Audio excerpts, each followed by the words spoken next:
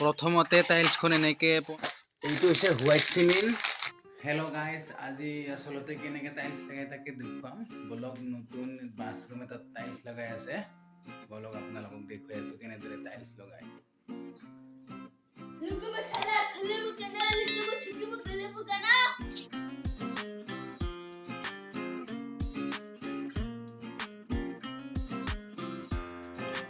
প্ৰথমতে টাইলছখন এনেকে 15 পৰা 20 সেকেন্ড তিয়াই ল'ব লাগিব, কাৰণ শুকাই থাকে ন, তাৰ কাৰণে এনেকে 15 পৰা 20 সেকেন্ড তিয়াই ৰাখিব টাইলছখন। তাৰপিছত এইখিনি হৈছে খলা বুলি কয়, এইখিনি অকল সিমেন্ট এনেকে পানীৰে পুৰা গুলি ল'ব লাগিব, অকল সিমেন্ট এইখিনি খলা।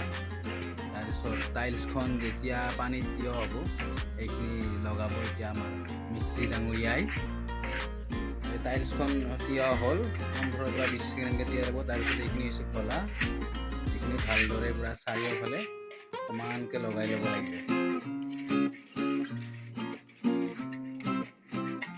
তাৰপিছত যিখন ৱালত লগাব সেই ৱালখন পুৰা সমান হ'ব লাগিব, যাতে কোনোটো মোৰ দাং খাই নাথাকে। এফালে লগাই দিলে আনফালে।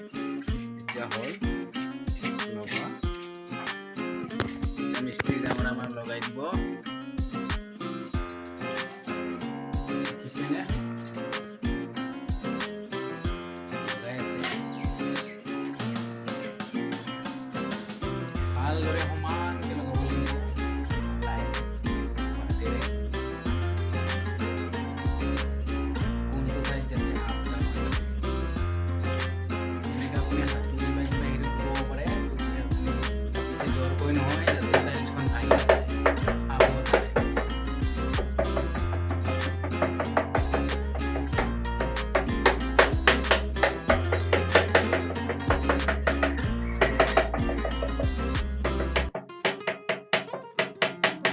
এইবিলাক এনেদৰে লগাইছে,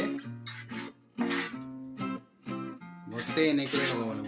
সমানকৈ নহয়, জইণ্টত আছে, জইণ্টটো যাতে এক লগত নহয় তাৰ কাৰণে এখন চাইডত, তাৰপিছত এখন জইণ্টটো একদম চেম জইণ্ট নহয়।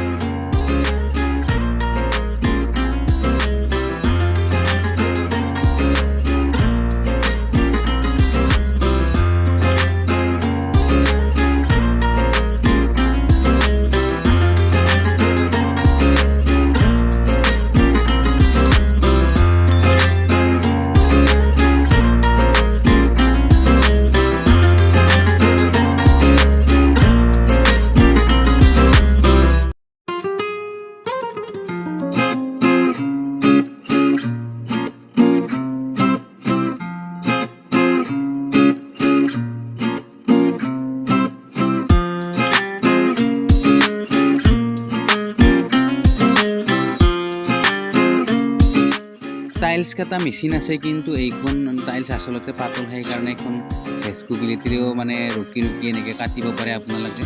ইয়াতকৈ কিন্তু যিবিলাক অলপ ডাঠ সেইবিলাক টাইলছ কাটিবলৈ আচলতে মেচিন পায়।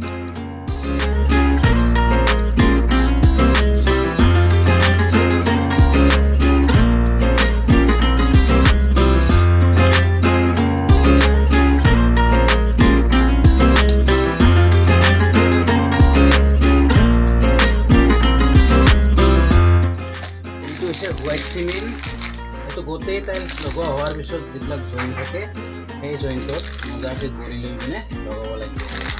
তাৰপিছত আপুনি যিবিলাক সিমেন্ট লাগি থাকে সেইবিলাক লাষ্টত আপোনাৰ কাপোৰেৰে ভালদৰে চাফ কৰি ল'ব পাৰিব, আপোনাৰ তাৰপিছত হৈ গ'ল।